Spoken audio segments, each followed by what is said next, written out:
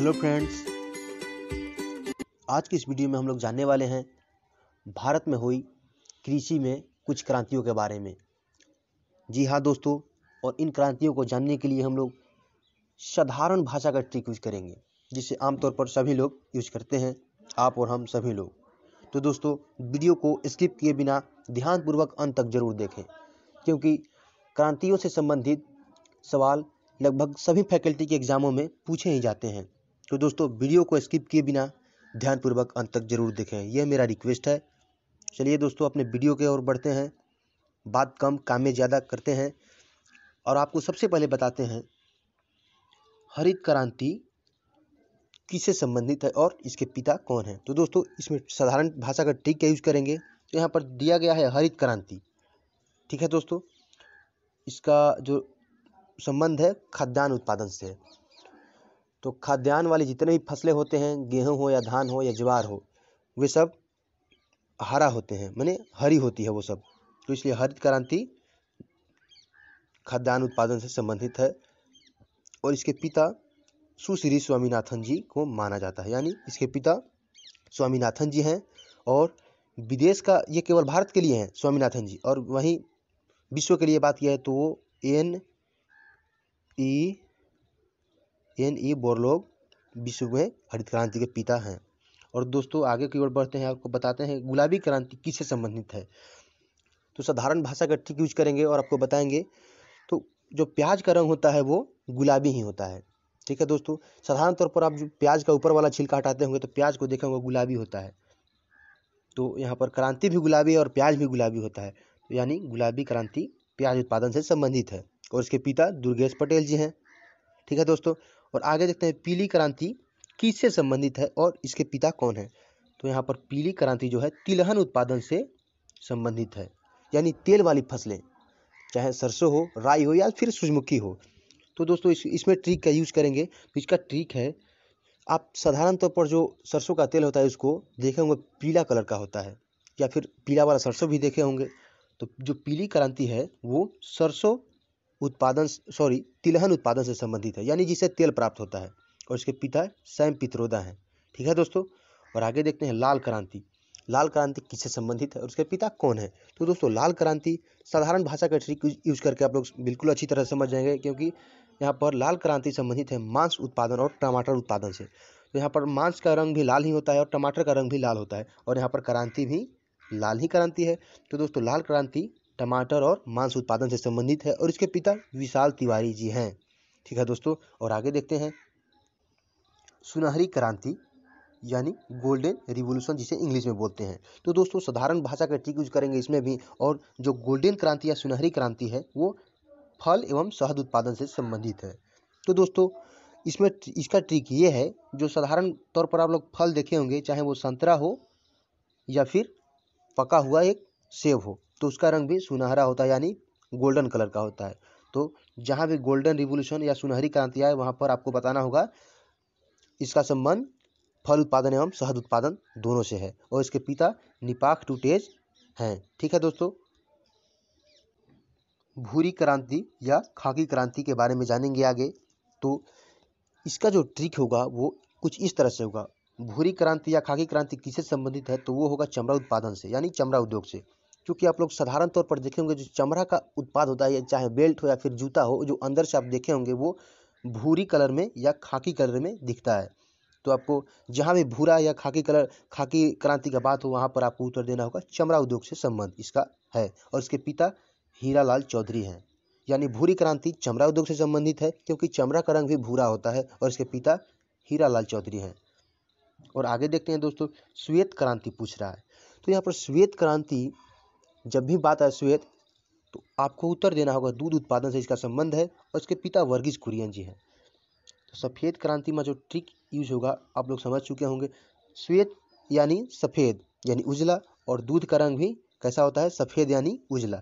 तो जहाँ भी श्वेत क्रांति आए वहाँ आपको उत्तर देना होगा दूध उत्पादन से संबंधित है, और इसका पिता वर्गीज कुरियन, ठीक है दोस्तों। आगे देखते हैं दोस्तों, यहाँ पर रजत क्रांति या फिर सिल्वर रिवॉल्यूशन। रजत क्रांति या सिल्वर रिवॉल्यूशन किससे संबंधित है, इस तरह का क्वेश्चन है तो आपको उत्तर देना होगा अंडा उत्पादन से संबंधित है, और इसके जनक इंदिरा गांधी जी हैं। तो दोस्तों इसमें जो ट्रिक है वो कुछ इस तरह से होगा। रजत क्रांति यानी सिल्वर रिवॉल्यूशन। तो जो अंडा का रंग होता है वो उजला होता है। साधारण तौर पर चांदी का रंग भी उजला होता है और रजत माने चांदी होता है। इसलिए जब रजत क्रांति या फिर सिल्वर रिवॉल्यूशन किससे संबंधित है पूछा जाए तो आपको उत्तर देना होगा अंडा से, क्योंकि चांदी का रंग भी सफ़ेद होता है चमकदार, और अंडा की रंग भी सफ़ेद चमकदार होता है। और दोस्तों इसके पिता इंदिरा गांधी जी को आपको बताना होगा। ठीक है दोस्तों, आगे देखते हैं नीली क्रांति किससे संबंधित है और इसका जनक कौन है। तो दोस्तों आपको बता दें, नीली क्रांति मछली उत्पादन से संबंधित है। इसका जो ट्रिक होगा वो कुछ इस तरह से होगा। पानी का रंग नीला होता है और मछली पानी में रहती है। ठीक है दोस्तों, यानी पानी का रंग नीला होता है और मछली भी पानी में ही रहती है। तो जहाँ भी नीली क्रांति पूछे तो पानी में क्या रहता है, मछली। तो आपको उत्तर देना होगा नीली क्रांति मछली उत्पादन से संबंधित है और इसके जनक अरुण कृष्णन जी हैं। ठीक है दोस्तों,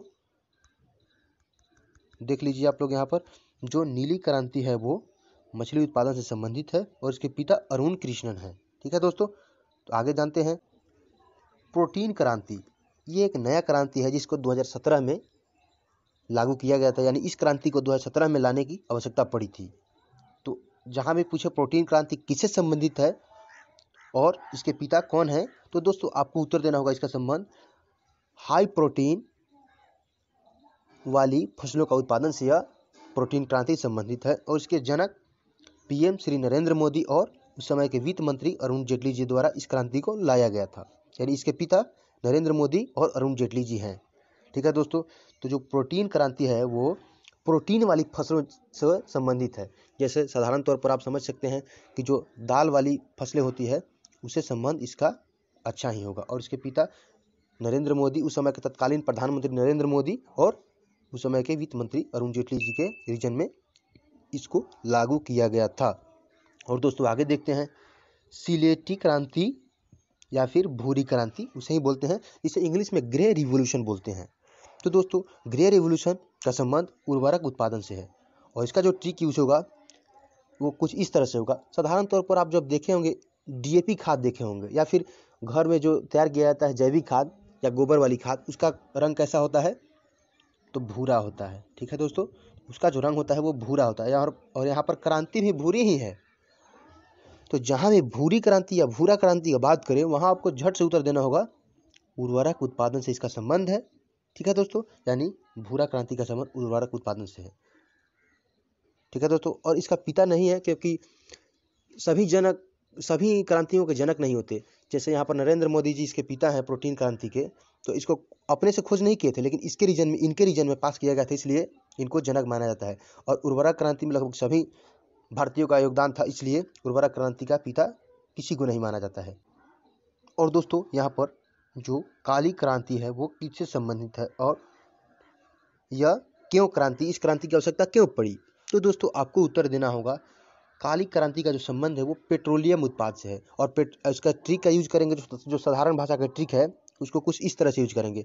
काली क्रांति यहाँ पर पूछ रहा है और पेट्रोलियम उत्पाद से संबंधित है। और पेट्रोलियम उत्पाद में क्या निकलता है, कोयला, जैसे कि कोयला, यानी जो काली क्रांति है वो पेट्रोलियम उत्पाद से है, यानी कोयला पेट्रोलियम से मिलता है और यह संबंध भी पेट्रोलियम से रखता है। यानी काली क्रांति पेट्रोलियम उत्पाद से संबंधित है और इसके पिता भी कोई नहीं है, क्योंकि ये लगभग सभी भारतीयों के योगदान से इस क्रांति को लाया गया था।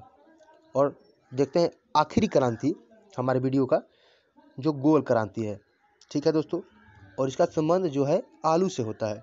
यहाँ पर क्रांति भी गोल है, ठीक है, और यहाँ पर आलू भी गोल ही होता है। ठीक है दोस्तों, तो गोल क्रांति का संबंध, जहाँ भी ऐसा क्वेश्चन है आपको बताना होगा गोल क्रांति का संबंध आलू से है। ठीक है दोस्तों, तो दोस्तों मैं उम्मीद करता हूँ कि इस वीडियो के माध्यम से इन तमाम क्रांतियों को अच्छी तरह से समझ चुके होंगे।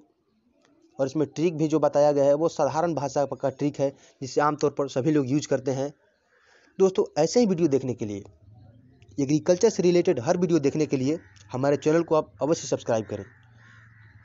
ठीक है दोस्तों, आप लोग का बहुत बहुत धन्यवाद समय देने के लिए और वीडियो देखने के लिए। मिलते हैं फिर अगले वीडियो में, तब तक के लिए धन्यवाद।